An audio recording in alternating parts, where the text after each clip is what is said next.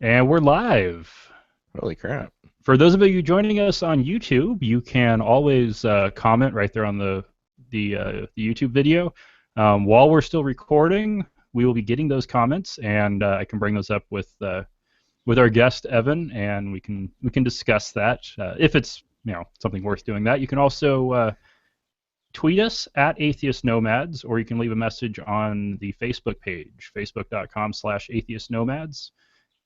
Also, keep in mind this is the live raw recording, not the finished podcast. That will be coming out next week. It'll be available at atheistnomads.com/54. A very Now that we got important distinction, yes. that yeah. Very important. Because A who knows? raw recordings are usually rough and kind of crap. Oh, now I just muted the the video that See? I've got up as well. As if to make the point. Oh, good. All right. So now for the normal start. Joining us now is Evan Bernstein. You've probably heard Evan on the Skeptic's Guide to the Universe. And if you If you haven't, you're doing haven't, something wrong. You've been, apparently you're living in a cave. But yeah. Anyway, Evan, welcome to Atheist Nomads. Very happy to be here. Thanks, guys, for inviting me. Well, it's always a pleasure. Man, we talked to your buddy Jay a while ago, and he said, well, he said many things, but one of them was that you were a pretty cool guy. So Yeah. we had to get you on here. Oh, he did? Wow. Gee, I wish I could say the same. Poor Jay. I can say that I've known Jay Novella for 22 years, along with the other novellas. Gosh, you know by now that we're all really, really close friends. I don't have other brothers. I consider them my brothers, and I know they've taken me in as the same. So we can say all kinds of crap to each other, especially stuff that never makes it to the show. And now's your chance to say all of that. Oh yeah, I understand. We are uncensored, we are unedited, we are everything here. So what's going to happen. All But, that stuff yeah. that Steve would normally cut out. No, I don't. We don't. Yeah. Okay, all right, good. I'll be sure to pack it all in because I understand we only have a limited amount of time. So Yes. All right. So why don't we start off with what was your life like before the novellas? that's a very good question. I wasn't nearly as skeptical, I can tell you that. Yeah. Oh, life before the novellas was, a kid and grew up to be a guy interested always in science, but also had no problem with matters of pseudoscience. Sure, I understand, basics of chemistry and geology and so forth, but sure, why couldn't there be aliens, UFOs, ghosts, psychic readings and other things? I felt I never was taught the distinction between the two, and it was really until I was about 25 years old did I start to realize through the help of Steve Novella and my other good friend Perry DeAngelis exactly what skepticism was and how to take a little bit different look at things in the universe. And boy, was it an eye opener for me. Yeah. Now, you had kind of atypical for most of the U.S. Religious background. Mm-hmm. You want to go into that at all? Yeah, I could do that a little bit. Jewish, both my parents Jewish. I grew up Jewish Reform, not Orthodox, thank goodness. But that didn't save me from having to go to Hebrew school twice a week, Wednesday nights and Sunday mornings, where that was the standard fare. Of course, observing the major holidays and festivals is all part of that American Jewish culture, as I like to call it. We're not exactly putting on hats and taluses and banging our heads against the Wailing Wall. A little different, but still, you go through the motions, and you prepare yourself for, of course, the magic age of 13, in which that's the transition from childhood to adulthood for both men and women.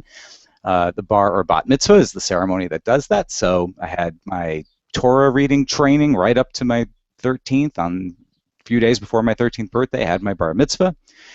It wasn't long after that that I'm like, well, that was fun. That was kind of nice. I met some interesting people. I'm going to start thinking about some other things, though. So it really didn't take long for me to kind of put that in the past for me, and I just started to just think about other things.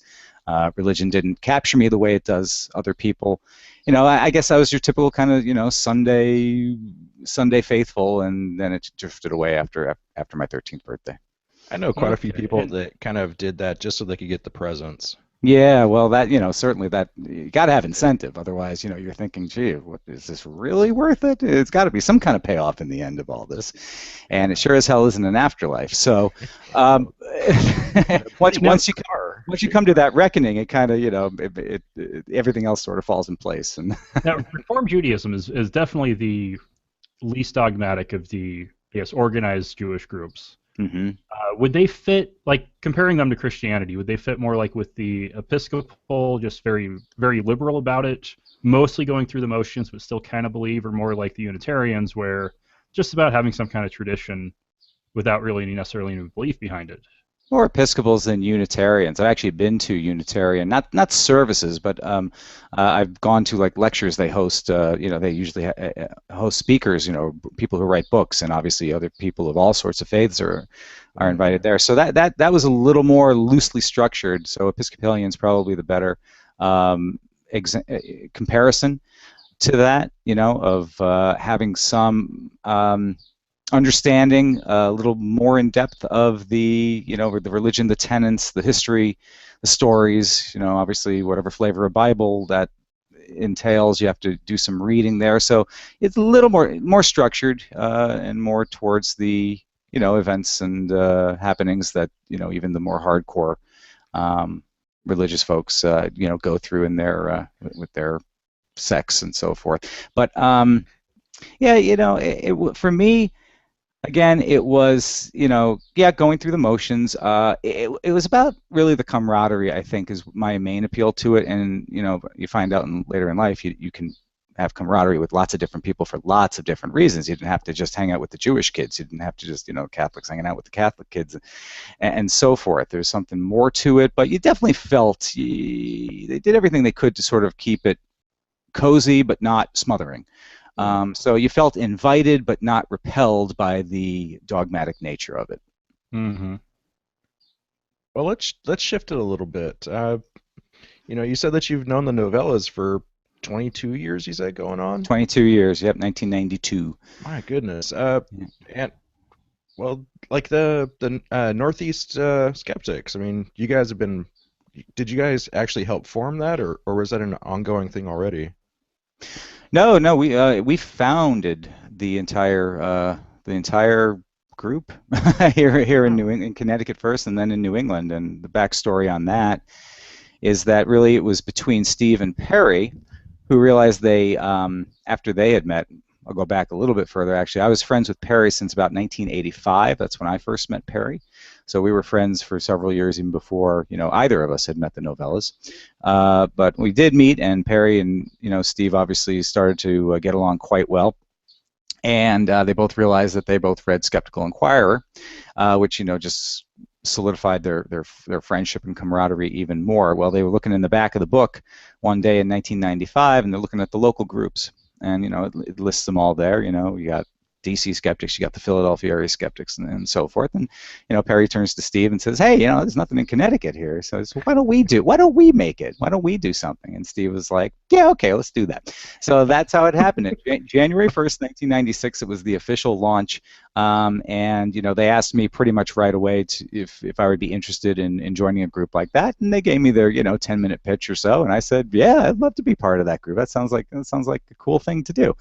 So basically the four of us, it was Steve, Perry, Bob, and myself, and later on Jay, founded the Connecticut Skeptical Society. We expanded into the New England Skeptical Society in 1998. And we're basically, one organization with a chapter in each of the 6 New England states. And that kept us going and very busy up till 2005, until the Skeptic's Guide to the Universe came along. Yeah, that's quite the early days of podcasting when you joined up. Yeah, we were fortunate in that, we kind of caught the wave early, and it certainly, served us well being one of the first skeptic focused podcasts out there at the time where there weren't many podcasts, going around. There were a few hundred or so. I don't know, maybe 1,000, but it was pretty new. Right at the end of 2004 is when iTunes launched, and that really set the whole world of podcasting in motion. And we came along a few months later. But Yeah. the nice thing about what we had, we also had another advantage going for us in that we were fortunate that we started the Connecticut Skeptical Society and New England Skeptical Society in 1996. It really gave us better part of 9-10 years worth of experience, field work, article writing, interviews with people, speaking to authors of skeptical books and so forth, getting to really know the ins and outs of the skeptical community. We spent all that time kind of gathering all that information. We had 10 years of material basically to go into the show with. So we were never want for material from the very get-go, and certainly that continues even today. We still refer to times and examples from back then. Those were very important years, and I think is part of why the Skeptic's Guide to the Universe turned out to be a pretty early hit and was successful because we were very well prepared for it. And already had a really good camaraderie going.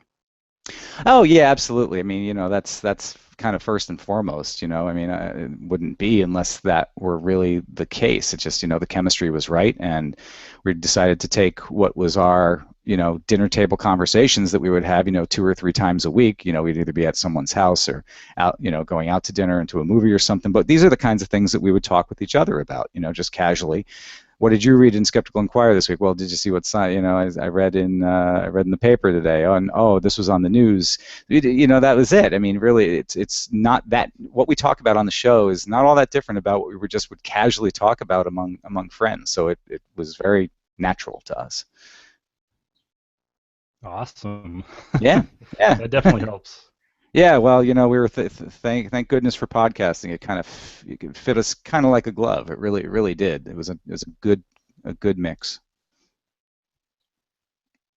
All right, going back just a little bit, how did that initial transition into skepticism? How did that come about? Initial transition into skepticism. Well, for me. Again, Steve and Perry, I credit them equally with making me aware of there even being a organized skeptical movement and kind of really understanding what skepticism is. People know the word, they use the word in their life, they think they're being skeptical when they're buying a used car and kicking the tires. They think they're being smart either consumers of products or other things, and but it turns out it's not. It's really a discipline that needs to be practiced and understood more thoroughly to really get what it's about. So again, I felt myself skeptical to begin with, but it turns out I wasn't. I had to go back and rethink a lot of things. Certainly, I have to get rid of a few sacred cows, although nothing was too terrible. There's nothing I had to really cling on to. I didn't have I wasn't actively religious certain by the time I was 25, so I really didn't have to fight with letting that go. I had kind of let that go many years sooner. It was sort of my other notions about a lot of paranormal things and pseudoscientific things that took a little more brain power for me to think my way through. And what I found rewarding about it in the end, the transition for me didn't really take long, but what I found was so rewarding is that although I was given a little guidance, a little nudge in the right direction, I kind of came to these conclusions myself. And I think that's what the power of skepticism that is unspoken really is that you give people the tools to make these kinds of discoveries on their own, and that empowers them. It makes them really feel good about what they've been able to accomplish, and people do deserve that credit for doing that. That's the most rewarding aspect of it, is when you can come to these conclusions on your own. It's good to have guidance, it's good to get references and so forth, and have people not tell you what to do, but explain to you how you might want to think about something a little bit differently, and then you kind of take it at your own pace. You take it, you can accept it earlier. You can take years dissecting it and then coming to the ultimate conclusion that you do. But no matter how you get to that point, it's very powerful and enriching, I find, and it really does put the universe in a much clearer light for me at least, and I know a lot of our listeners have kind of said the same thing. I totally agree with that, though. You know, give Yeah. them a little nudge, but Mm-hmm. they need to come to it on their own. Yeah, people don't want to be force-fed. People don't want to feel, perceived or otherwise, that it's somebody else's idea that's being kind of knocked into their head, and they have to sort of accept somebody else's idea. It's much more appealing for people on a very psychological level to come to these conclusions on their own. And again, whether it's perceived real or not, I don't think that really makes a difference. As long as they can get there and that's how they feel about it, then they will be encouraged to have what is a true open mind. Be careful what other people tell you about paranormal and stuff. Oh, you're a closed-minded skeptic. Blah, blah, blah. No, skepticism is the ultimate in open-mindedness if you think about it. And it just so rewarding and empowering. I don't know of many people who have. I really can't think of anybody who has gone and accepted a skeptical worldview, and then at some point kind of got out of there and decided to go a different route about thinking about things and had to abandon that. I really can't think of an example. Certainly, no one of our listeners have told us that that's been their experience, and so many thousands of people I've spoken to personally, nobody has that. So it's a nice light at the end of the tunnel. Did he really? Yeah, he went from being there and then he backtracked. He was the first skeptic in my family, and he's now super psychotic left wing, alternative medicine, Wow. very nearing on vegan, does all kinds of cleansing fasts, and it's just you're asking for the wrong kind of evidence. We value different things. No, you value bullshit. Yeah. Well, that's unfortunate. That if you really ever got it to begin with, I don't know. Maybe he didn't. I find that very interesting. Yeah.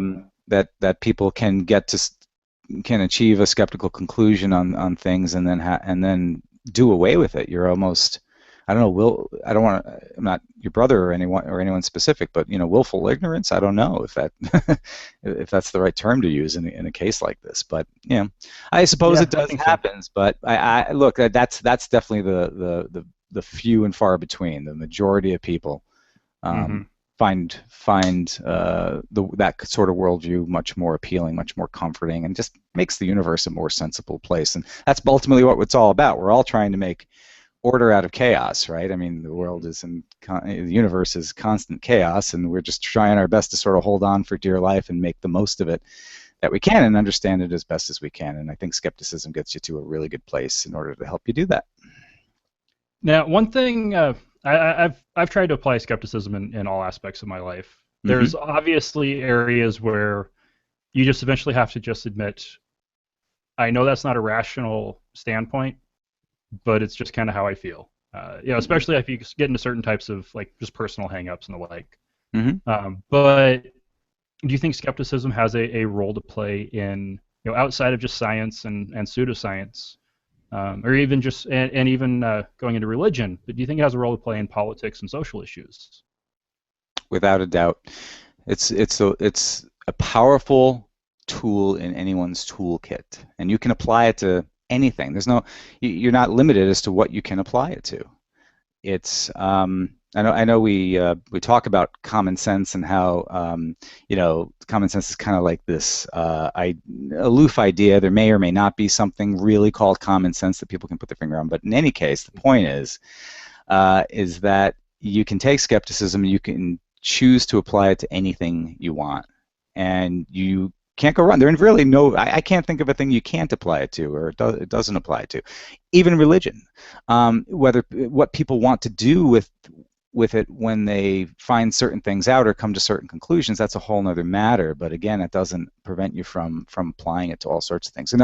For example, I practice martial arts, and part of my decision as to which martial art to take, I used a very healthy dose of my skepticism in order to determine what kinds of martial arts promote pseudoscience and quackery and other things like that, versus the ones that do the practical things I really want them to do without giving me a bunch of crap along with it.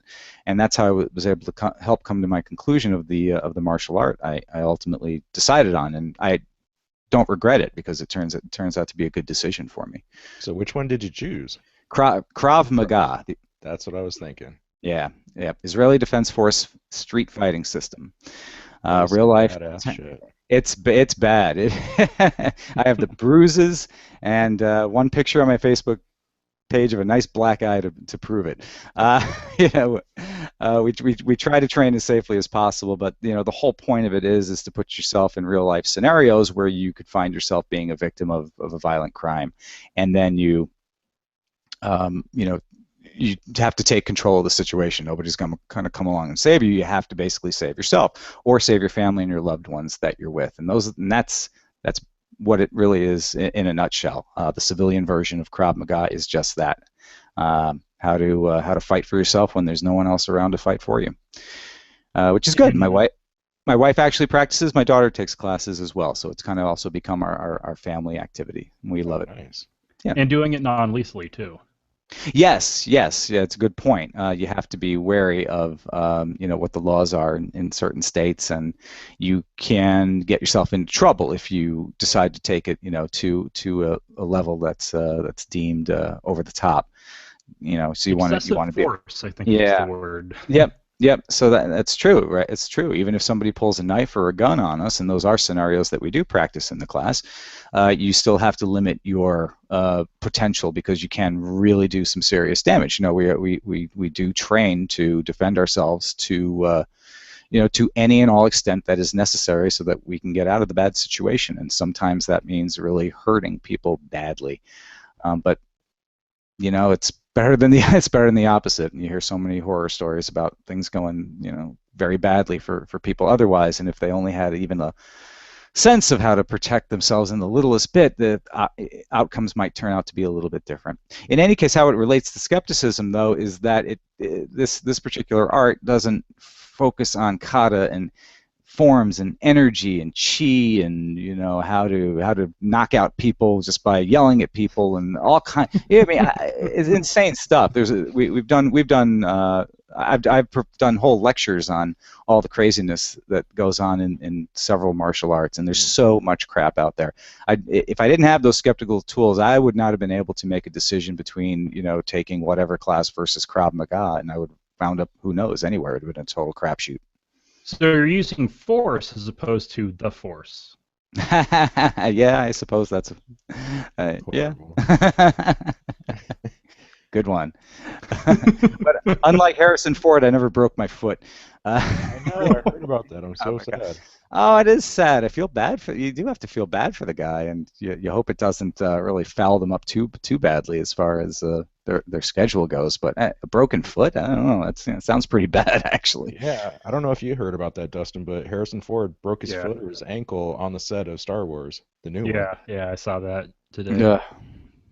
I've broken a toe, and I've sprained my heel. Mm-hmm.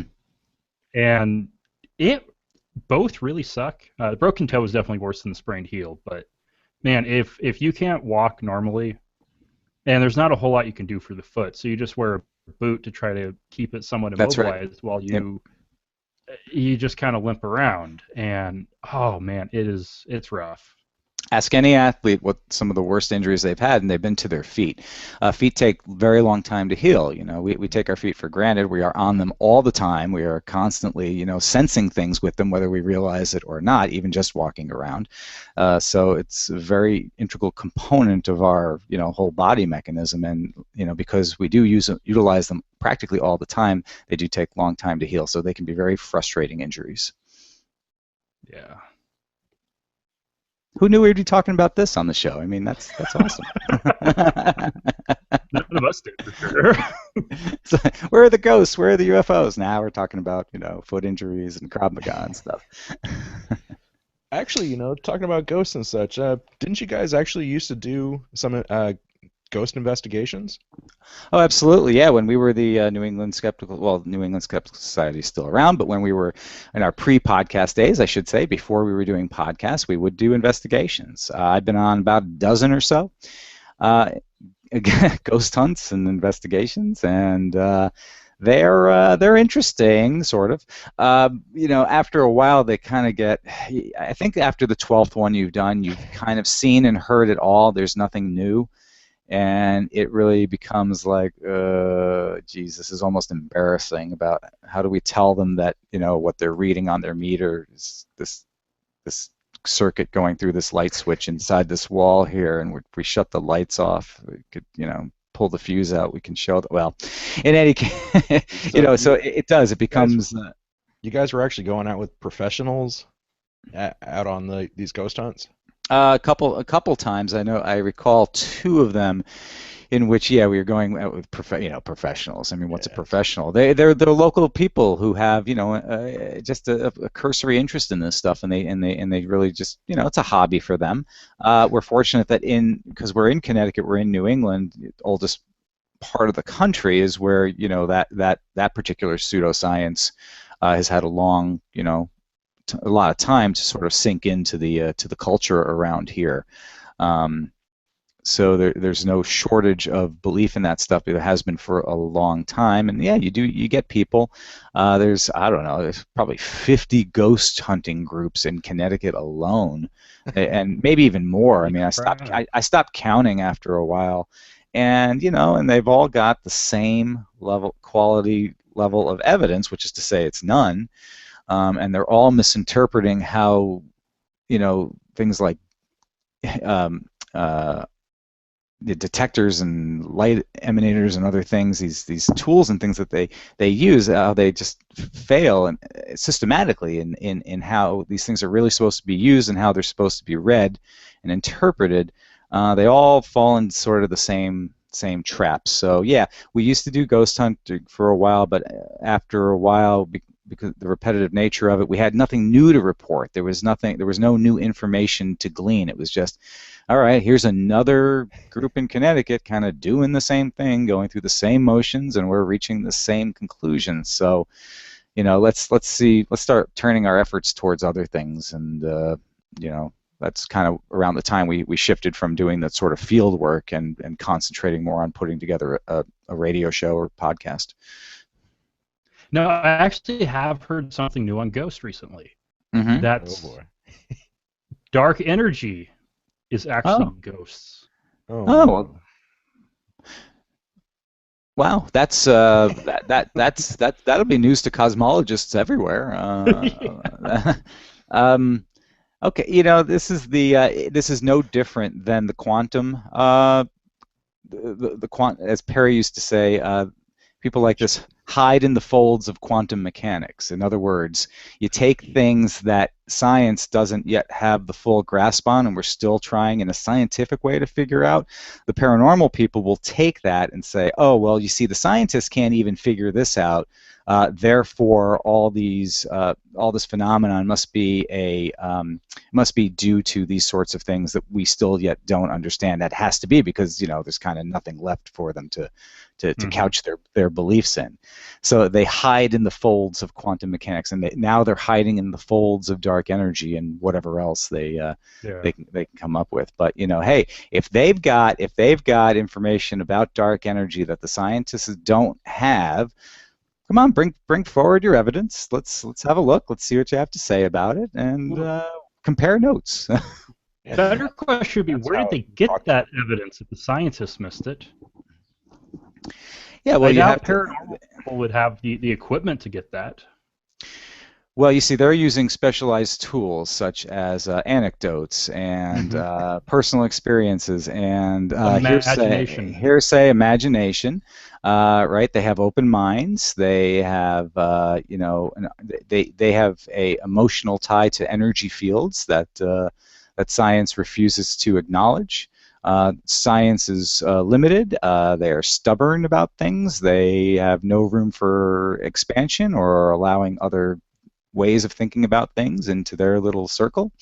And these are the limitations of science and scientists. They can't really grasp what's going on in the paranormal world. Yeah, this is serious. I mean, these are some of the things they really say. Where it really, an awesome similarity here is the God of the Gaps. Mm-hmm. So the religious, some of them, if they actually try to grab onto science, they end up having to retreat. Mm-hmm. And over the last 500-600 years, have had to retreat a long ways to, okay, well, God caused that spark of life for abiogenesis and started the Big Bang, because that's about all that's left. And maybe inflation. So you got 3 areas open that maybe that's God's work.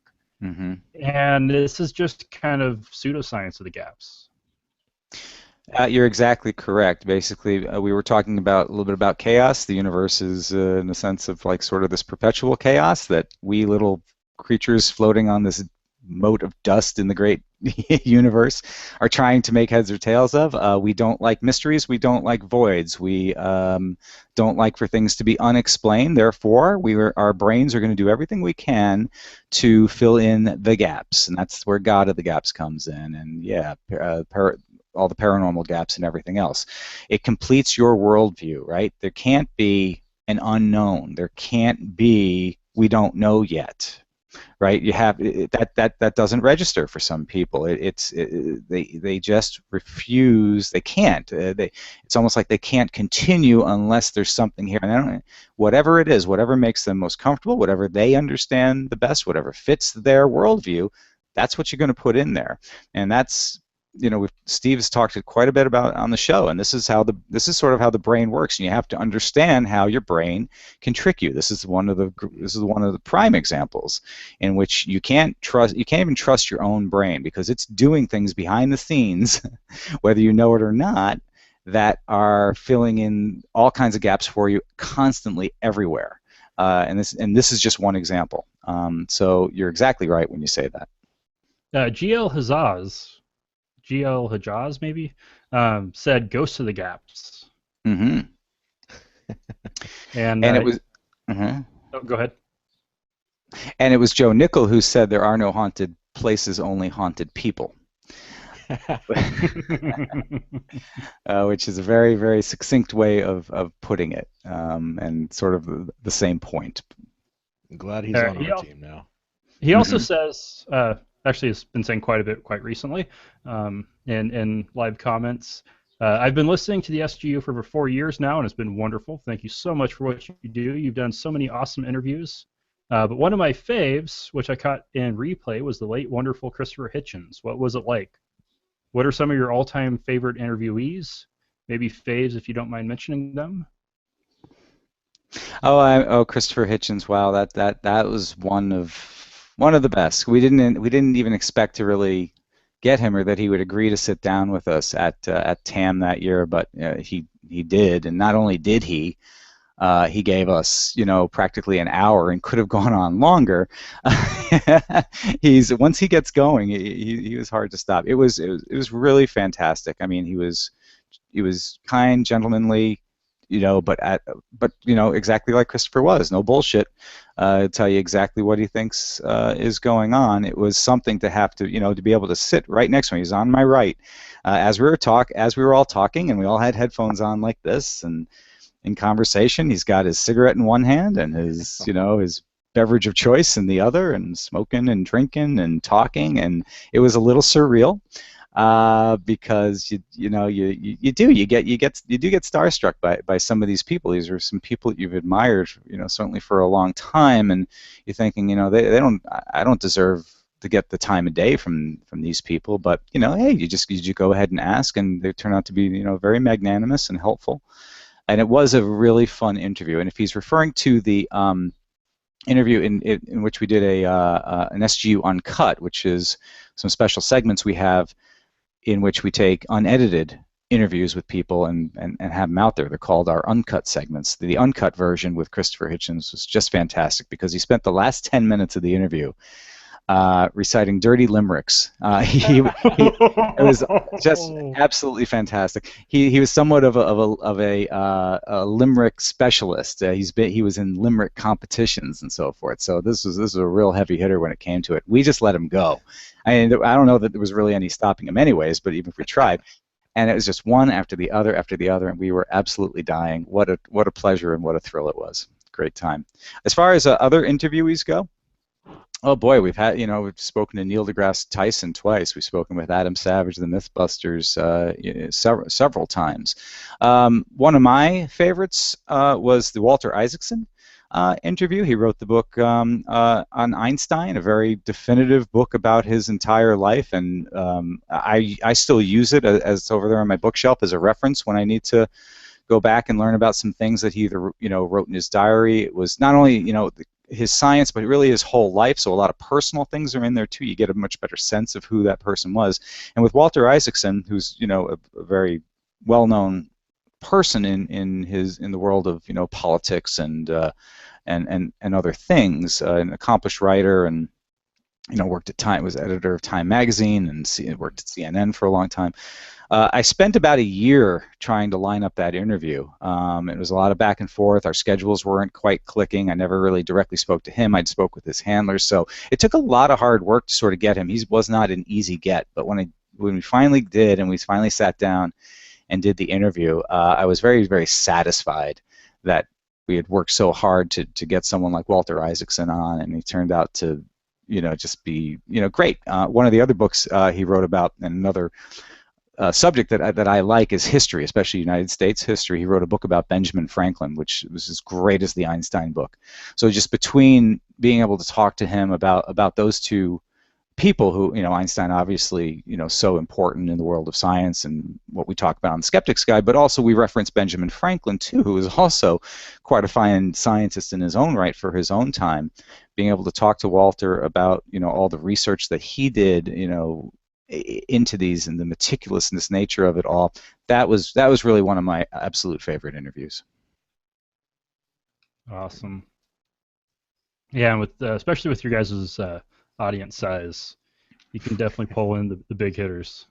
Well, yeah, it's we've been able to do that, on occasion. We still work on some people. Steve and Jay and I, primarily try to line up most of the interviews that do come on the show, and we've got a list of people that we've been knocking on the doors for quite some time, but they haven't either we haven't gotten full answers and been able to make it work yet. But we're constantly working on it. They really just don't happen, and we can't just say, hey, SGU's here, and they'll drop what they're doing and and come on the show. It's not exactly that. We're not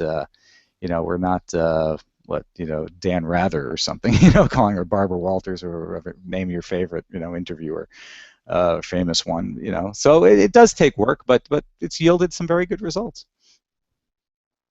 Oh, and thank you for the nice comments too. We very much appreciate the listeners as well. Tell us a bit about. I don't see how you couldn't just say, "Don't you know who we are?" Pick up the phone.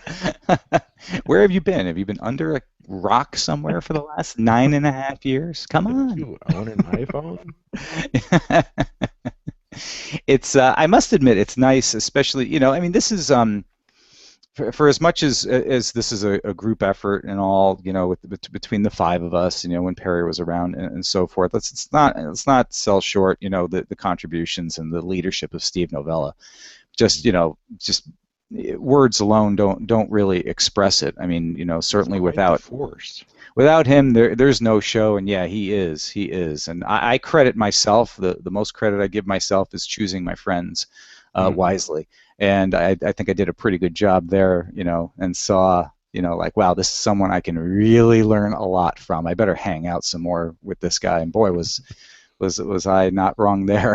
It's been the best education of my life. So when Steve's, is called by the ABCs or the whatever, 2020 or whatever show, or newspapers, contact him and so forth, and I'm very pleased that those outreaches are happening, because they do want to talk to Steve about so many important issues, and Steve is so well versed, having done this for, we've been skeptical activists now for, where are we now, 18 years? We're approaching 20 years, 2 decades of doing this, and in that whole time, Steve's become the go-to guy for a lot of things, in the world, and I'm very happy that there are some good, widely read resources that have reached out to Steve to either ask his opinion or ask for a contribution from him. It's very much deserved, and spreading the wisdom that he has to impart on the world is just a fantastic thing. And the more that all of us as the rogues kind of can play in helping push that along, that's really worth the effort. Yeah, I definitely gained a much higher appreciation for Steve after we interviewed Jay. He just had so much awesome stuff to say. Trying to find out what to cut to get it to fit into time frames, and then realizing Steve has to do a lot of that every single week. Every week without missing a week. Not for 9+ years now. Not one. Not even when Perry died. No, he's part android, as you might have guessed. I'll leave it to your own judgment as to which parts are still organic. He's got a work ethic like few other people. When he sets his mind to doing something, that's it. You look out. You can't stop him. He's prolific, as we all know. And also he credits his very, very fast typing skills, is why he's able to put out so much written blog material and so forth at the same time, being the backbone, anchor, host, editor, producer of the Skeptic's Guide to the Universe, which is practically another full-time job in itself. Oh yeah, and he deals with neurology occasionally, incurable diseases in neurology, and is board certified. I think he's got 3 certifications, but other than that, he's got nothing to do. He's just hanging around. At Harvard, no. Science-based medicine. Yale, yes. Yep. Oh, Yale, sorry. Yep. At Yale. Then what? Neurologica and science-based medicine. But okay. Jay answered this, and now I'm wondering about you. Are you getting frozen? No, I don't have plans right now to get frozen. Jay definitely is, but that's been a plan for He's been wanting to get frozen. Yeah, almost as long as I've known him. He's talked about it. It's like I think it was almost one of the first things he did talk about when we started to be to hang out together and stuff. No, I'm not. I don't have plans to get frozen. Not that I haven't considered it. I still have a lot of reservations in a sense about it, and there would be. I'm not sold yet on the technology and the abilities of the technicians and the overall knowledge base of this all yet, that they've got it all figured out. I don't think they do. So I understand that death is final and all that, and so there's nothing to lose in a sense by doing it, other than money and so forth. You also have to die the right way. You have to die with your head intact. You can't suffer any brain damage while you're alive. You can't get crushed by a boulder. You can't so there there are lots of ways to die. So you have to be able to die in a certain way also to kind of take advantage of it. So that kind of lowers the odds in a sense of you even being able to be frozen sort of in the first place. And you got to figure all these sorts of factors in. That's not to say I may not change my mind come, well, as we like to say on the show, and we constantly joke, 5 to 10 years from now, which is just over the horizon of where predictions and so forth, and where we can kind of see technology gets a little fuzzy at that point. So I'm only 45 now. Yeah, by the time I'm 55, if there have been advancements, if there's new evidence showing that the probability of this goes up, then I could see myself going that route. Sure, and investing in that for my family as well. But at this point, you're skeptical. Yeah, at this point, I'm unconvinced. I remain unconvinced. I think they're on the track to something. Certainly, I'm not as steeped in it as Jay, Bob are. I know they read quite a bit into it. I think I don't want to speak for them. I don't want to say why I think that they are kind of taking that sort of angle towards it all. I'll speak for myself instead. I don't fear the end. I don't have a problem with non-existence. It only makes me savor this existence, my only existence right now, more, and trying to get as much out of it with the finite amount of time I do have. And also, I'm not sure that living for hundreds of years or more would necessarily be psychologically a great thing for humans to have to go through either. I mean, that's a lot of wear and tear on your on the inside workings of your brain. If you think about it, so many loved ones that you're going to watch, come and go and die, and all the tragedy and bad things that are that are inevitably going to happen in those millennia coming forward, and the stress, and how do you deal with certain things. Well, look, evolution programmed us to live what, 40 years, 50 years tops or so. We're already we're already pushing the envelope with that. We're going into we're about double that in a very short amount of time. In about 150 years, we've added what, an extra 60-70% onto the human lifespan. That's incredible. I mean, we don't really we don't have an appreciation for how short a time that really is. To have to thrust a bunch of animals who evolved over 1 million years to live 40 or 50 years, and suddenly they're living 1,000 years. You don't know. It may the grass may not turn out to be as green on the other side as people think, and I don't know that the people really want to think about it in those terms, but I do. The clearest evidence and example that a good timely death is a good thing that I ever saw was my grandpa. Mm-hmm. He was like 2 months shy of 97. He had lived a good life. He got to hold his great-great-grandchildren. Wow. He got to spend 70 years with the love of his life. Mm. He watched all of his friends die, then all of his siblings die, and then all of his in-laws die. Mm-hmm. Well, except for one. That final one just finally died. He watched his wife die. Mm-hmm. He saw the entire world change, revolutionarily change, multiple times throughout his life. Mm-hmm. He had never been in an airplane and had zero desire to ever fly because he was perfectly happy being on the ground. His experience with blogs was my aunt printing off my blog posts back when I was doing that on MySpace and reading about my adventures to my grandparents. But actually going onto the internet himself, that would have just been weird. And as much as society and technology changes, I really wonder if there's only so many revolutions that we can tolerate. I think it's a very valid question, and we don't know. I mean, we don't know. We don't have any empirical evidence to show us otherwise, and it may not be a bad thing to do some sort of studies, and maybe they are going on, I'm not aware of it, of people who are either turning 100 or just over 100 and trying to glean as much information about how they feel about that, and having gone through 100 years worth of life's experiences. And do you also reach a point in your life, and I've certainly experienced certain things as I've gotten older, and my mindset has changed on certain things as I've gotten older. Have people? I'm sure some people have had enough of life after a while, at least in their mind, and that's their perception of things. The thought of living for as long as you want is appealing on the surface.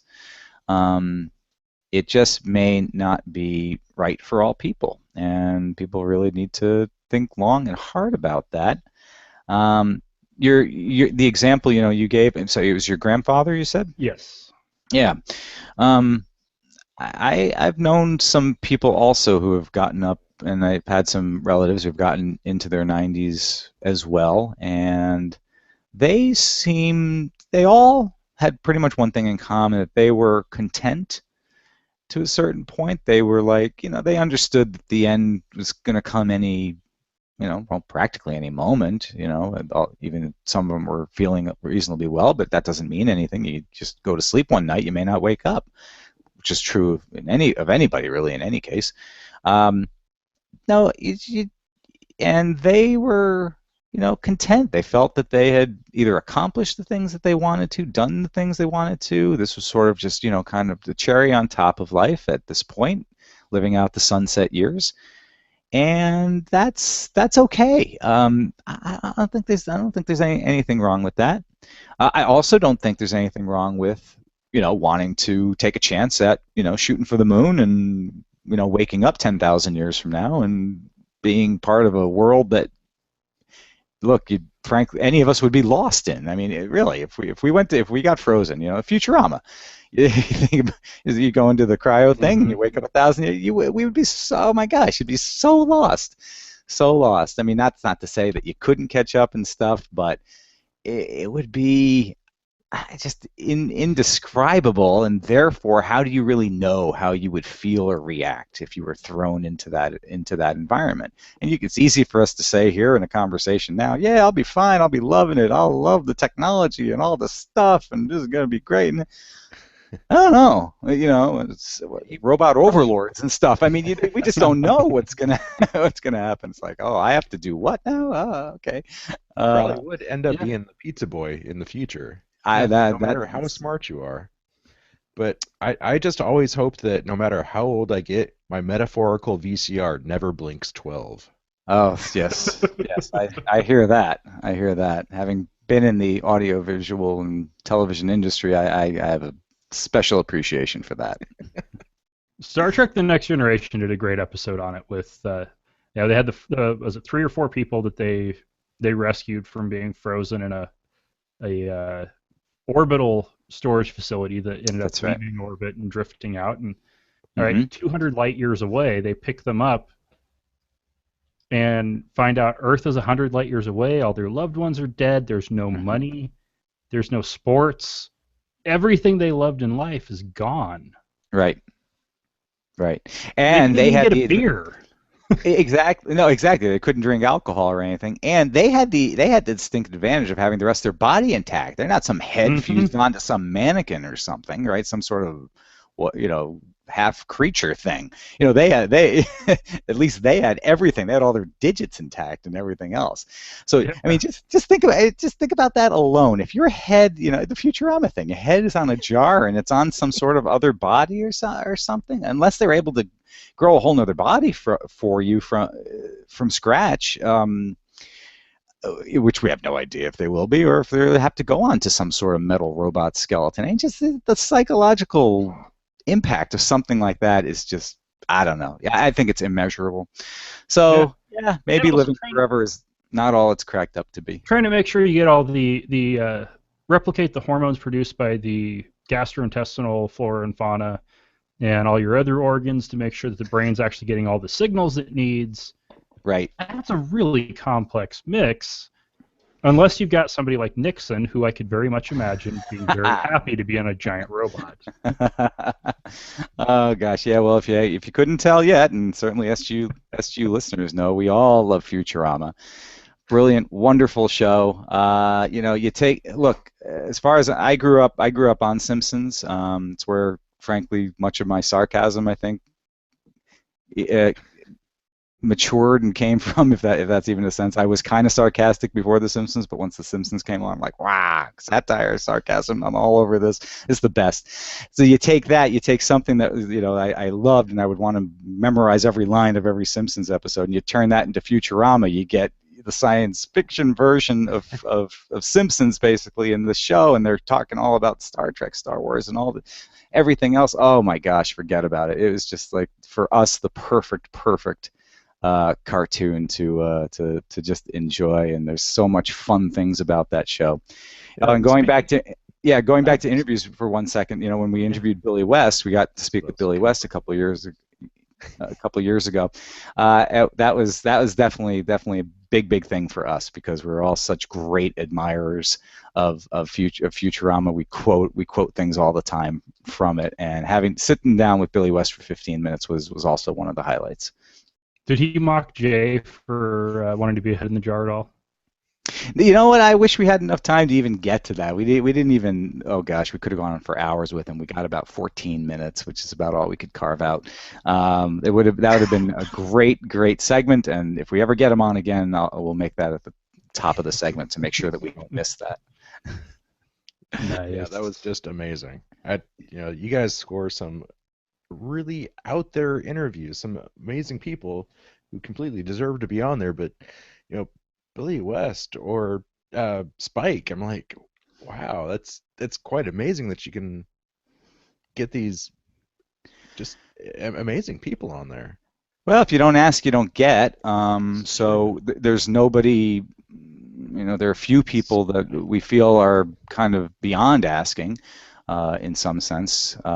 We've been flat out rejected by some people, some very prominent people. So that does happen as well. But look, you ask enough and you just work at it enough. It's part of show production. This is what you do, and so you're bound to get some folks sometimes, and you get lucky once in a while. Well, generally speaking, the movers and shakers all want to get their message out, and anywhere they can get their message out, they're happy to do that. Right. Right. Or they've got a product they want to be able to promote. Mm-hmm. Or a book to sell, yeah, and that is one of the advantages of the SGU having grown to sort of the levels that it has. We do have, at least that going for us, in which we can tell people who want to come on the show that we have, about 150,000 listeners every week downloading our show, and for all the back episodes that they download and so forth, we're I think around a total of 45 million downloads in total of SGU episodes over the course of 9.5 years. Mm-hmm. So these are that doesn't sit idly with people. People will start to sort of pay attention and realize that there's outreach there, and there is a way for other folks to get their message, product, book, ideas, whatever else out. So I'm sure some of them have look to us and say, we're a legitimate source of getting information out for people, and not just something that they'll feel that they might feel it would be otherwise not worth their time doing. We have that advantage going for us, but I don't discourage any other podcasters who are listening. I know there are so many out there, and people who are doing their own. Ask, don't sit on your hands. You don't think that they'll say no. You'd be surprised. And you don't have to have. We've got Evan. Yeah, you paid me well, and you just deep pockets help. You don't have to have thousands of listeners if don't feel like that's some kind of barrier for you, because we didn't. Even in our first year, we were asking people to come on. We had fewer listeners than we had members of our local society. A couple hundred folks for a lot of the first few episodes was all that was listening, and you just don't let that be a barrier to anyone. I'm curious, would you guys ever feel good about interviewing somebody from the other side, like Mike Adams, the health ranger from Natural News? Would you be willing to interview somebody like that? Well, you have to be willing. Yes, but with an asterisk or a caveat. You have to be kind of careful that you're not going to give certain people undue, sort of credit that they otherwise don't deserve, or for certain folks bring them up to certain levels that they haven't otherwise, frankly, at least we believe, have earned. You wind up legitimizing some people that don't deserve to be legitimized in the process. But at the same time, maybe someone like Mike Adams, that could be a person that I could see having us on the SGU at some point in the future. And I'll talk to Steve about that again. I know we've spoken about it before, but we'll see where that's going. Any other suggestions? And people are always welcome to send us suggestions about who they want to hear. We do read them all. I definitely agree with that whole thing about that false balance is a horrible thing. And giving him a stage could be pretty bad, but there's a lot of people on our side that haven't heard about just the interesting stuff that it's on his website, and really use some sunshine to help disinfect it. Absolutely, yeah, and spread the word, because some of our listeners, I'm sure they have friends, relatives, people they work with, people they know that do listen to the Health Ranger and other Food Babe or whatever else. And it would be nice to be able to equip our listening audience with more information so that they can also, do their part in all this, which is, help spread things locally. That's a powerful thing. Even if you can just, help some folks in your family, folks you work with, some friends. If you're even at that level of activism, that is such a better place to be than sitting on your hands kind of and doing absolutely nothing. Mm-hmm. So we always encourage that. But yeah, we do have to kind of be careful about some of the folks that we have on. We know that there are some people who would love to be on to talk about all kinds of crazy stuff, and it's just not going to happen for them. So, Well, a great example would be Friendly Atheist yesterday posted about the grand opening of the Northwest Science Museum in Boise. Ooh. It's like, really? mm, This is a creationist museum that's been trying to get in the news. I went to their first exhibit they did. It was at Nampa Christian School in Nampa, Idaho, and it was like in 2 or 3 classrooms. Did a detailed blog post about it, showing like a picture, almost a picture of everything in the entire place. And so I see this flyer. I go to their website. They're not opening the museum. That's going to be like $100 million project. They're opening their vision office. uh-huh. It was the grand opening of their vision office, and the address looked really weird to me. So I Googled it. Mm-hmm. It's an apartment and office complex. Mm-hmm. They got on Friendly Atheist for opening an office.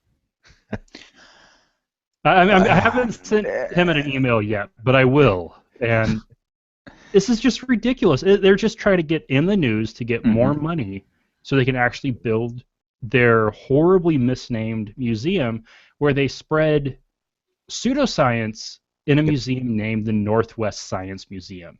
Yep. Yes. They will say use the tools of science, use the trappings of science, use the terminologies of science, use the titles of science in order to advance their own agendas. They will cloak themselves as being legitimate, and they think on their own level they are legitimate. And they're taking advantage of people who really don't understand the difference between real science and bad science or pseudoscience. And this is nothing new. This has certainly been happening longer than we've been doing the Skeptics Guide, longer than we've been around. This is happening, in perpetuity, in a sense, alongside real science. It's an unfortunate thing. People need to be aware and need to be careful about that. And yeah, some groups and we're constantly taking the media to task for being credulous about certain things and giving people credit where no credit's due, and this is also a case of that, and people just have to be constantly on the guard against this kind of stuff. Otherwise, you end up just having where people give money to the enemy.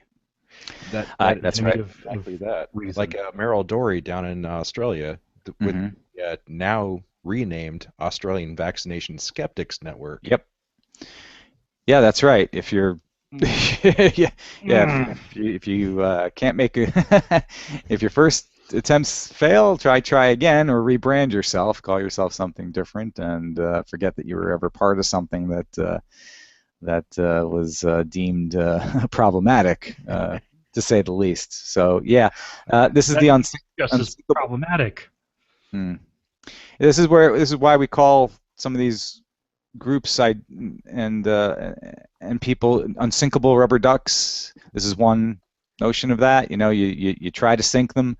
The Peter Popoff psychics of the world, you absolutely sink their boat, but guess what? They will resurface, and sometimes they resurface with more backing, more money, more power and influence than even before. So that's why it's never ending. Skepticism against pseudoscience is like holding the ocean back with a broom. I mean, you still have to do the work, but don't think that your job's ever done, because it's never done, never will be done. This is something that we are all in the lifelong fight for, basically, and we feel it's important enough for us to have been doing this work that we have been doing for so long. I'm just gonna bring this up for a chuckle.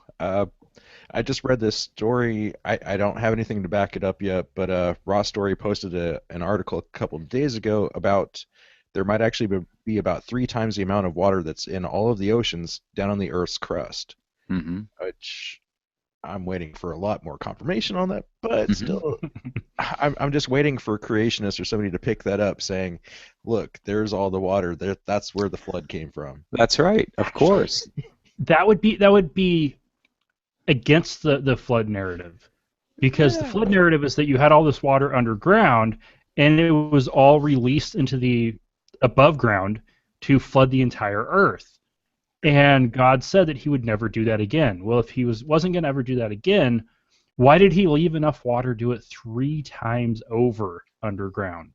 That's because God works in mysterious ways, And he's which is he's I a always lying, heard about the ice shield. terrible asshole. He's not a nice guy. he's World's definitely, top, the greatest sadist of the universe. Oh, good.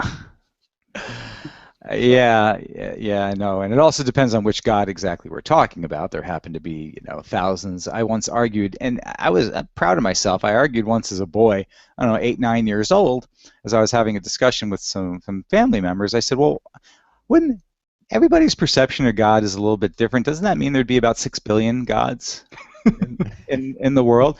And I think that's a legitimate point, and I was very proud of myself for having kind of thought of that at such an early age. And I hearken back to that and remind myself, it's like, yeah, okay, your brain was working all right back then. I've always come to the thought that, Odin said that he would get rid of the ice giants. I don't see any ice giants. Therefore, Odin must exist. Hey, just saying. I can't remember which fallacy that is off the top of my head, but I know it's one of them. it's The Egyptian sun god Ra. Mm-hmm. I see him nearly every day. The only time I don't is when there's forest fires nearby. See that? And thank you, climate change, for that one. Yeah. Another of God's creations. One of the God's creations. I'm sure there's also there must be a patron saint of climate change too, isn't there? I mean, there's a patron saint of everything, right? I'm not steeped in the nuances of Catholicism and all that, but from what I understand, there are patron saints of just about anything. You can categorize it. It's a very long list.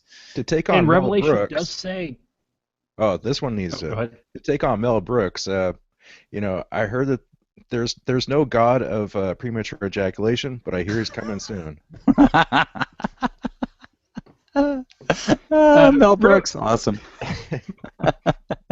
Revelation does say that the end of the world, the second time around, the flood being the first, will be by fire.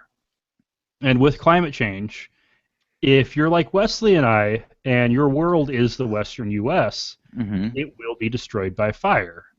And it's already happening. Well, maybe the rising oceans will compensate for that and put the fires out, up in the Sierra Nevadas and so forth. We just got to melt enough of the Arctic ice to get the levels to rise, and then you can one with the other. The only problem is the parts that are burning, for the most part, they've got the Cascades and the Sierra Nevadas in the way, and it's between them and the Rockies, and the sea levels would have to rise like 4,000 feet. Yes. To flood us out. A lot of water. You think there's enough water trapped beneath the surface if we released it all? That would do it? I don't know. If it's 3 times the volume of the oceans, It should. Yeah. It should. Okay, I think we're on to something. I think we've finally found the cosmic and religious solution to climate change, which we have to kind of put all this together. We have to get this water out so that the earth does not burn. Therefore, we save ourselves from the second apocalypse and all that. And at the same time, ultimately, we just have to head for higher grounds. Look, we'll all be heading to the Himalayas, I guess, sooner or later, to live out the rest of our existence. But that's okay. We can deal with the smaller landmass. We're all right. Well, we'll just live in Kevin Costner's Waterworld. Oh, yeah, I forgot about that movie. Thanks for that painful reminder. I really appreciate that. Or was that The Postman? That's another sort of painful reminder. They're both pretty horrible. Oh, Yeah. Postman actually takes place in Central Oregon. Does it really? Hey. When I watched that, I was recognizing the locations, and yeah, he was basically riding up and down Highway 97 in Central Oregon. Okay. Perfect. It worked. Seemed to work for him. Couldn't say the same about the the storyline and the play and the screenplay and everything else. I never read the book. I heard the book was good. I don't know if either of you had read it. I think Steve had read it. The movie was what a fail. I'm not even sure how they were able to make that movie fail as bad as it did. It was a failure, no doubt about it. No doubt about it. And I think it was. Did he come off Dances with Wolves? Of that movie? I can't quite. Or was that Robin Hood? That was Daniel so many bad movies. Day-Lewis. Which one? Daniel Day-Lewis was Dances with Wolves, I thought. No. That's Costner. It was Last of the Mohicans. Yeah, he was Last of the Mohicans. Yep. And Costner did Dances with Wolves, and then it was like 3-4 years later he did apocalyptic movie after apocalyptic movie. Right. Waterworld. Wet Apocalypse, Dry Apocalypse. I think he did a fiery apocalypse, a space apocalypse, religious apocalypse, secular apocalypse. Yeah. Yeah. Oh, yeah. He was on quite a streak there, wasn't he? Oh, and he destroyed Robin Hood forever. Let's not forget. That was for good measure. That he capped. There's only one Robin Hood. That's Men in Tights. More Mel Brooks. Can't get enough Mel Brooks. No, Blazing Saddles is in my top 5. Oh gosh, forget it. All time classic. There's never been another one like it. That was actually my girlfriend and I's kind of first date. Oh. Ended up being Blazing Saddles at the Egyptian Theater in Boise. Nice. Cool. Well, if she's got that kind of sense of humor, then you guys had a nice night because. And then dancing jazz after that. Okay. Ah, yeah. Very nice. Very nice. Yeah. Oh man! Getting a bunch of skeptics together and doing a Kevin Costner marathon. Oh no! Could act with a lot of alcohol. Drunken marathon. All right. A lot of fun. Okay. Yes, especially if there's a fast forward button involved. Yeah. Or if you're in Washington or Colorado, a very high marathon. Right. That's right. Yes. That whole experiment is underway. Which one? Oregon or I'm in Colorado? Washington. I'm sorry, Washington. Yes, Washington. Yep. Any thoughts on that one? Seattle. Hey, by me, any thoughts on Yeah. that? Well, I used to live in Colorado way back when, before any of this interesting stuff was going on. Yeah, I guess my thoughts is that in a more general sense, I won't say specifically about marijuana per se. I'm not, I don't know enough about the drug to comment on it in any sort of reasonable way. I've not really done any real hard research into it, but I am in favor of states experimenting on levels such as this. Especially before national policies are brought into effect, because we really do need to see how certain things do play out at the state level. It's still a very important part of the whole process. I know this it goes a little bit beyond atheism and skepticism and all that, but since you asked, so I'm in favor generally of seeing these kinds of initiatives, go through. And look, hey, with gay rights and so forth, and gay marriage and everything, look, what we're seeing now is really a fundamental shift. And thanks to the states, not to the federal government, but thanks to the states, one by one, they are all coming around and getting on board with the acceptance of gay marriage. So it's now, there's a sweep happening now. It will become the experiment at the state level works. Just in a lot of cases. So in regards to the marijuana laws and so forth, I'm in favor of it occurring at this level, not at a federal level. We'll see how this plays out over 2, 3, 5, and longer years, and we'll see which other states come along and what they choose to do about it. We'll have more data. We'll see what the health effects are. We're going to see what all the data sets point to and show us, and see if it's something that should be expanded to something of a more federalized system of it all. When The, it the when it one comes change to I would gay marriage, we're finally starting to reach that tipping point where the Fed Gov will have enough backing to step in and say, okay, let's just put this across the board. Right, right. An amendment, they'll be forced basically. to soon because there's enough cases that are being stayed pending appeal. Hmm. Those appeals are pending in the circuit courts, and all it takes is two circuit courts coming to different conclusions, which there is a very Supreme high Court. chance of, and the Yep. Supreme Court has to weigh in. Yep. Otherwise, there's different judicial precedents in different parts of the country, and that is very dangerous. So yeah, so the system is long, boggy, politically charged, slow, everything else, but I think it still works on certain levels, and I think what we're seeing now with gay marriage rights, we're seeing that on the correct path to how it's going to play out. But look, you just another thing about courts is that there's still people, and they've made some bad decisions in the past too. Mhm. We have I've read books about some really bad decisions that especially Supreme Court has made in certain cases. And nothing's guaranteed, but still you have we really don't have much of a choice. We got to kind of take it through this process. Even if it were to fail at the federal level, the states themselves, they're listening to their constituents. They're listening to what the people in their states want and catering to that. And that's a good way of going about certain things. So a lot of positive things coming out of this. And again, back to the marijuana rights and legality of it all and decriminalization, all of that. There are good arguments to be made on that side. Prison population reduction, so many other things that. Yeah, that also will take its course, and there'll hopefully be some other things coming down the line too. That will also. One huge factor on marijuana is the drug war.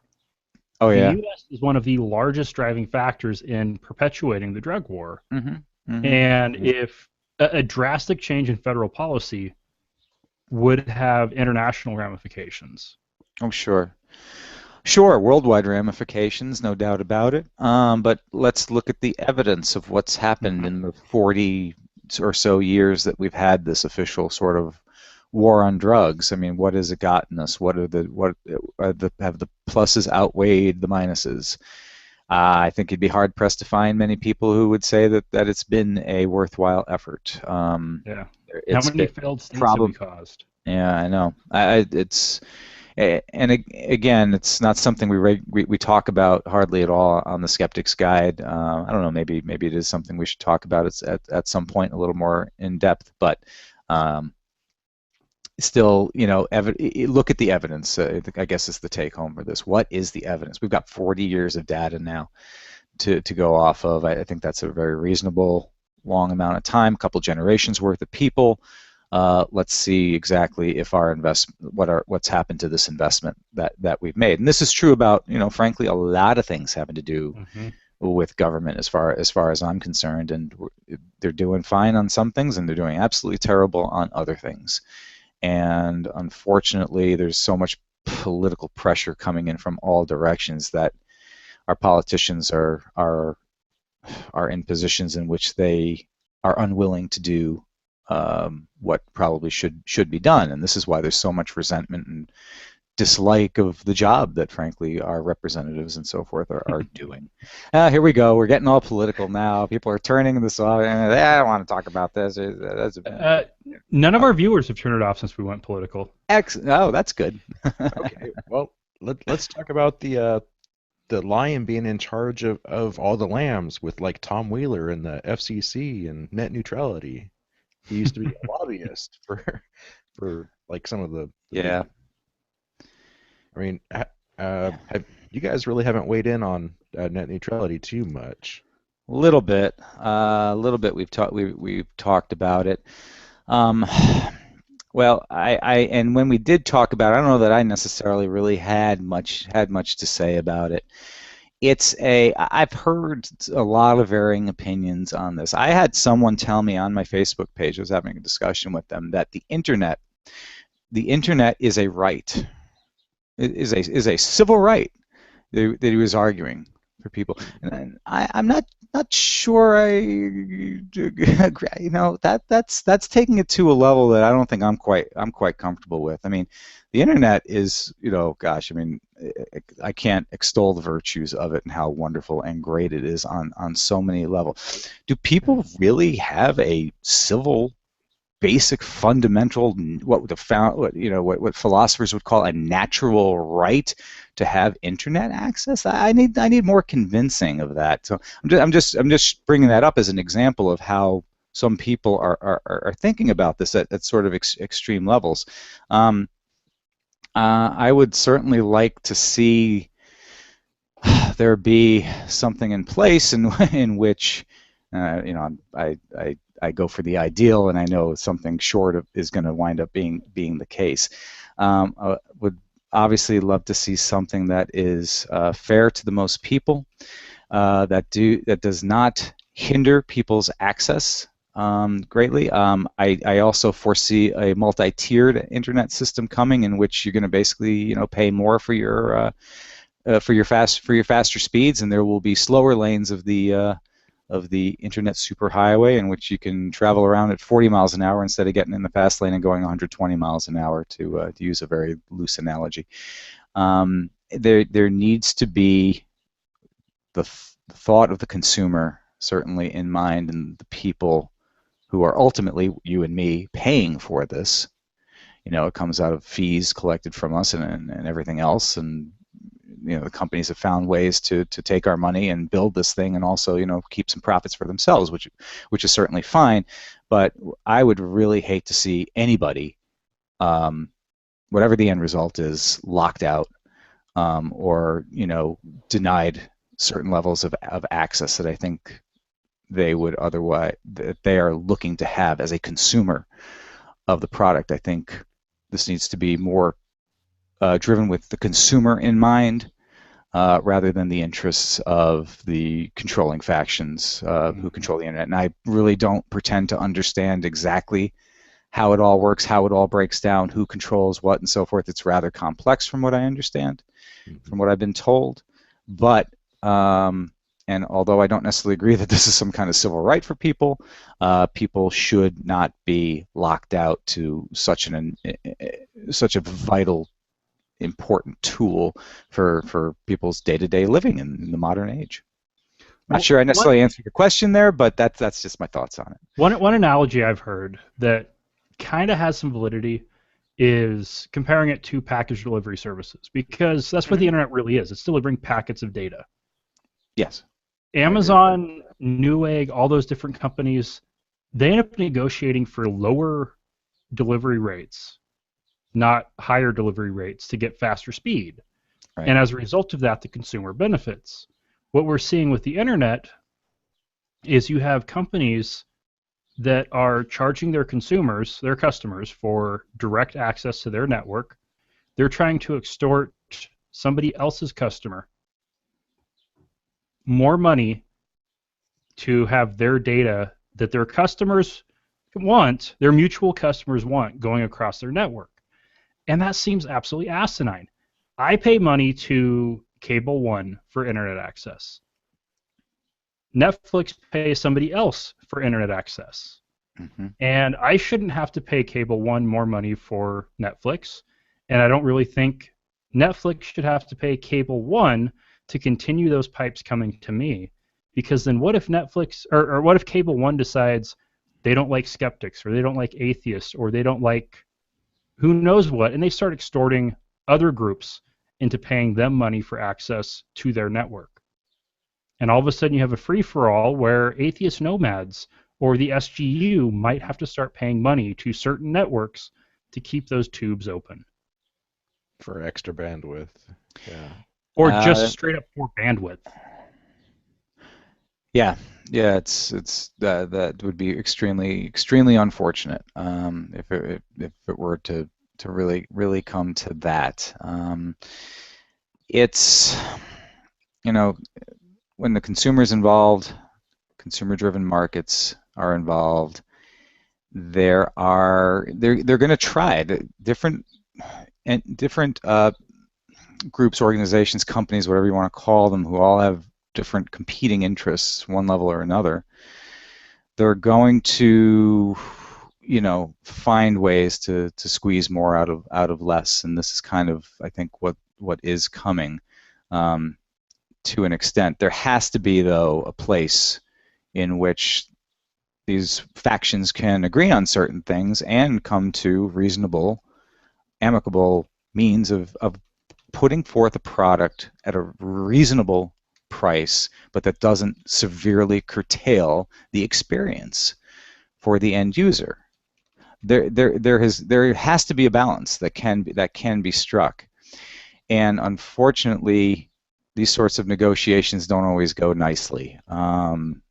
And people, and there will be some groups, some interests out there that are going to do some draconian things and some people are, I fear, going to be curtailed and are going to have to either pay more or not, and lose access to a lot of the things that they're currently enjoying. I really wish I had better solutions and better ideas for this one to put forward. I don't, and I'm hoping that some people who devote their entire time thinking about these things, some clearer minds on these subjects, are going to come forth and come up with some real solutions, because if these kinds of wars continue the way they are, I know how it's going to turn out, and it's just not going to be good for everybody. That's for sure. Definitely. Mm-hmm. Well, I really want to try something new that I haven't done before, and Okay. it's kind of like on the Actors Guild, the Actors Studio, where you get asked a series of questions, and I've actually jacked a couple of their questions. So, a little quick rapid fire. So, Sure. Fire away. What makes you smile? Oh, my daughter, definitely.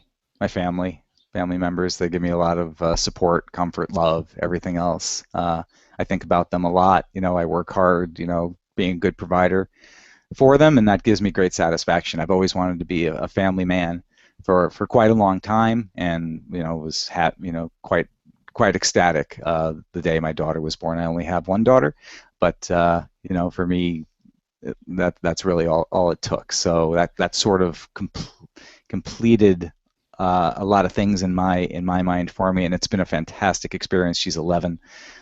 So my wife, my daughter, my family, and how that's all going, I think about that often, and that makes me smile.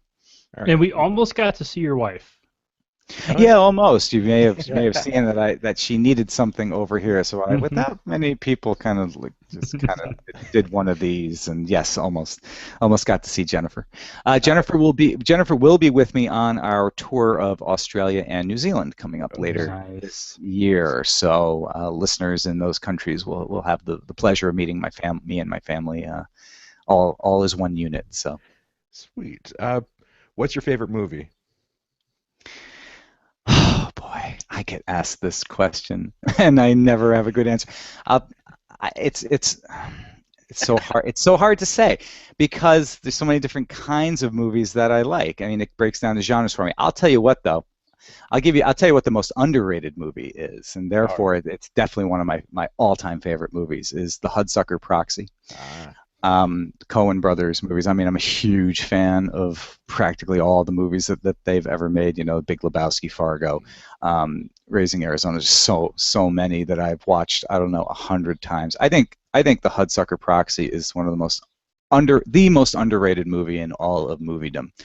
It is rapid fire. It is brilliantly written. The music is wonderful. The time setting is just amazing time. The late that late 50s, almost a Mad Men sort of feel to it, and the dialogue, the characters, the faces, the expressions. You got Paul Newman in there, just one of my all-time favorite actors too.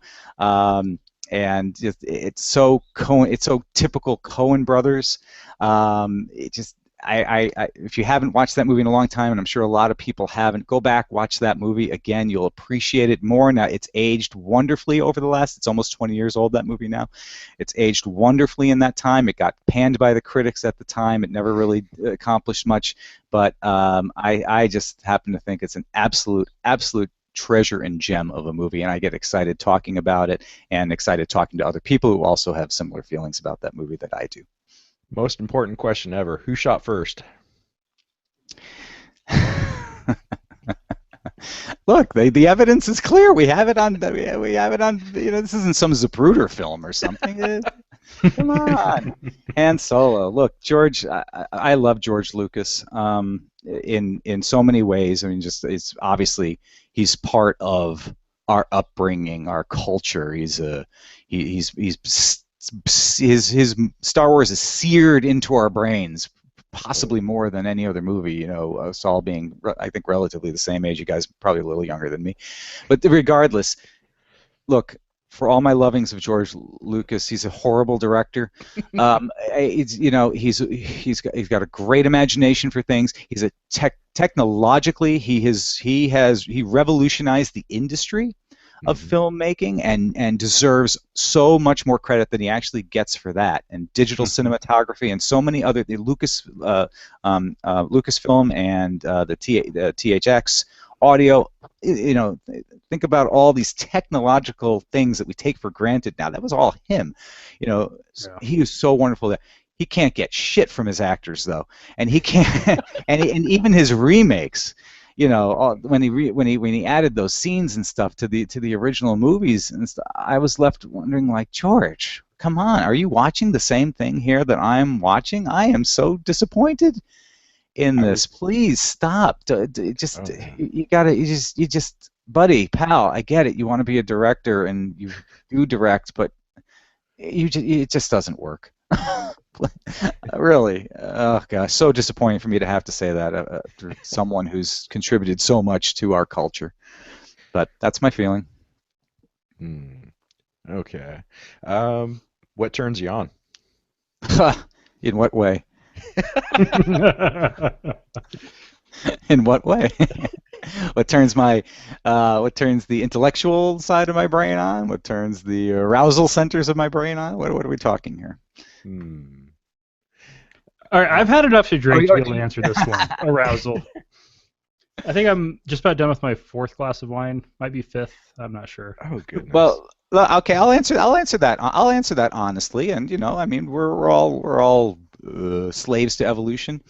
To a certain extent, so many things are. Steve hates this term, hardwired, in the brain, because he doesn't really like describing it like that. But I'll call it that. Hey, we're hardwired to look at the breasts of women. Let's face it. I mean, so it's nothing. I feel that even if I wanted to change my way about, which I don't. There's something about the curvatures of a woman that is as appealing to me as it is to any other man who feels the same way about that. So curves. What turns you off? Rap music. I sorry. I don't just. It's not that I have got nothing for it. To me, it's noise. It's distracting. It's not melodic. It is obviously, it is insipid at times. It is degrading, certainly to a lot of people and women. There's a lot of violence in that culture, and things that do not appeal to me on any level, and I can't get away from it fast enough when I hear it. Yeah, sorry. I haven't liked rap since like the early mid '80s when it still told a good story.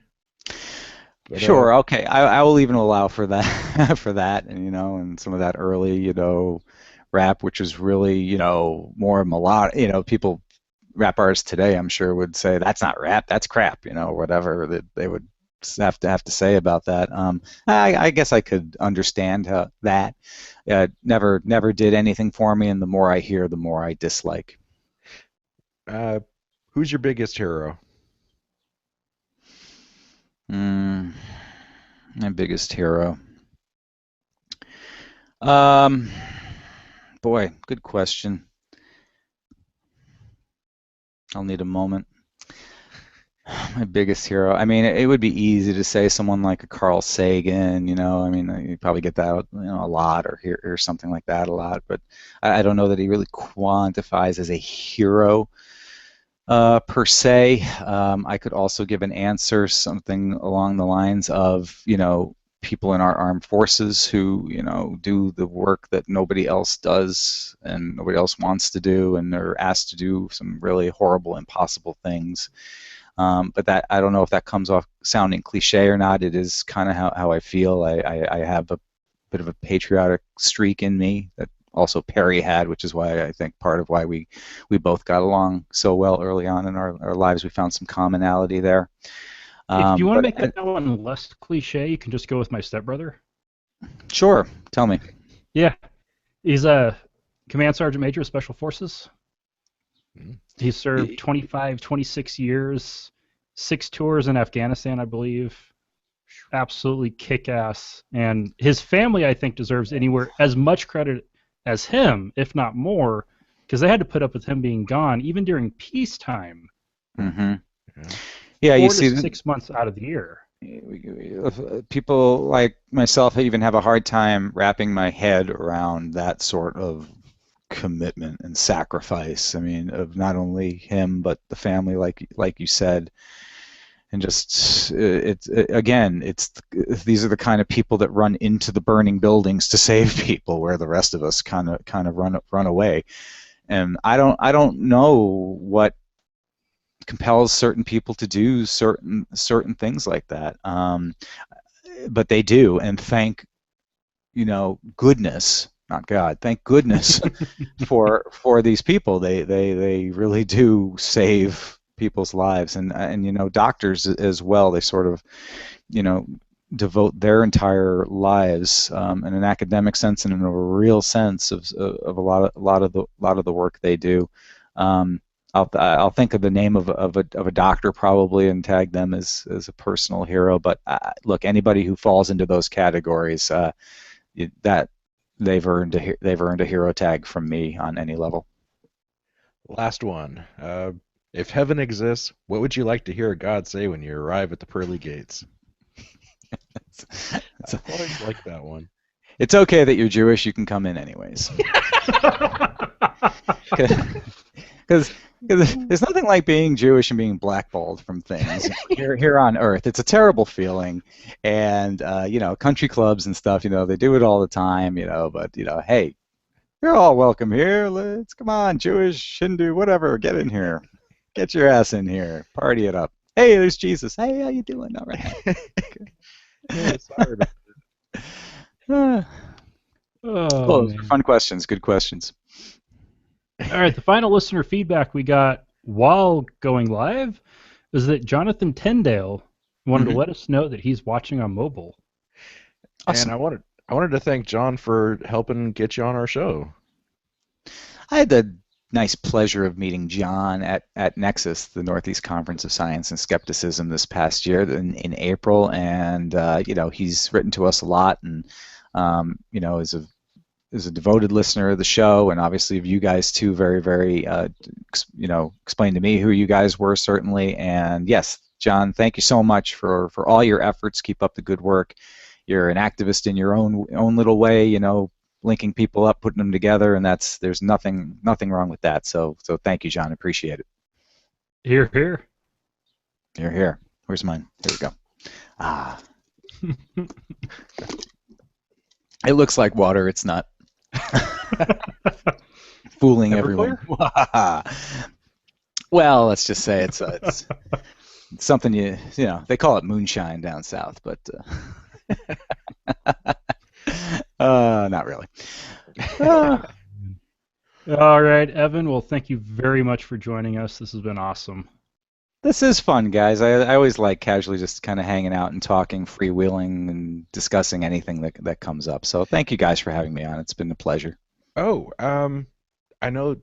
What are you guys pimping? You got Auk? Is that still Is that coming to the front burner yet? Oh yeah, yeah. I mean, you know, Jay's obviously in charge of all that, but that's in the final touches from what I understand. That is Mark coming. the skeptical caveman. That is coming, and it's been a long process putting it together. You know, video production's a whole different animal than just having to put together an audio podcast. It's a much bigger set of challenges, but you know, that is coming, and I think people this summer are going to be enjoying those episodes that are coming up. There's also some other video projects that we have also been working on. We're not ready to announce them yet, but we've been very active on that front. There's more to come.